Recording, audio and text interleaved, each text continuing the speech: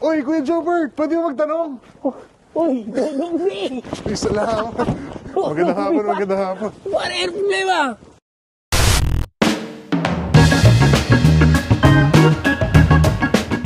Kailangan, under ka na sponsorship to, di ba?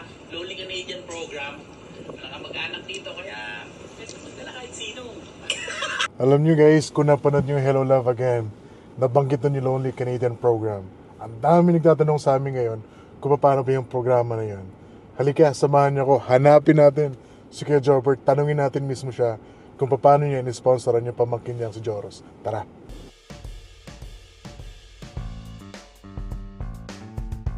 Babe, sigurado ka ba na taga dito si Kuya Jobert?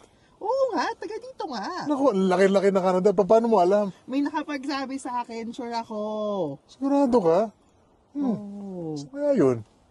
Teka. Nakita mo yung lalaking naglalakad doon? Oh! Si Kuya Jobert nga! Pupuntahan mo na yun. Wala pa si Kuya Jobert. Uy, Kuya Jobert, pwede mo magtanong? Uy, Dodong B! Uy, salamat. Magandang hapon, magandang hapon. Ano yung problema? Balot na balot ka. Sa punta mo? Magtatapon ako ng basura, pare. Talagang bulot na bulot dito sa Canada. Subukan mo magsando rito para makita mo yung lolo mo agad. Porma.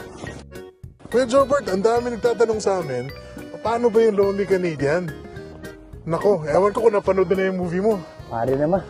Yan kasi hindi ko nanonood. Lonely Canadian program dito sa Canada. Nako, guys. Siguro na napanood nyo yung Hello Love Again, di ba? Sinabi ko dun kay Joros yun, yung Lonely Canadian program. Pag ikaw taga-Canada ka, tapos wala kang kakilala dito na PR, o kaya permanent, o yung mga permanent resident, o yung mga citizen dito, pwede kang mag-sponsor ng mga kamag-anak mo sa Pilipinas. Totoo ba yun? Wow! Dapat alam mo yun, Dodong Bigay. At saka syempre, nagawa mo na eh. Di ba? Pwede ka maglaan ng mga kamag-anak mo, kapatid, tiyahin, nanay, tatay, lolo, lola. Pare, pwede mo i-avail dito. Paano mo i-avail yan? Paano? Kontakin ka nila kung meron kayong mga Ayun. problema tungkol sa mga immigration, si Dodong B ang tawagan nyo. Mabuti naman ka, Jobert. Nabutan ka na, magkatapon ka pala ng basura. Ganito ang forma rito, pare naman. Pag nagtapo ka ng basura dito na nakabrief ka, yun na yung huling tapon mo. So alam nyo na guys, pag may mga problema kayo o mga tanong kayo tungkol sa immigration, lalo na kayo mga kapwa Pilipino, dito lang kayo kay Dodong B magtanong. Ito yung mga details Ang bait pala ni Kuya Jobert. Grabe, Sige na. akala ko Mabait ba suplado ako? ka. Bait mo pala. Ikaw na magtapon nito. Salamat Bye, guys. See ya.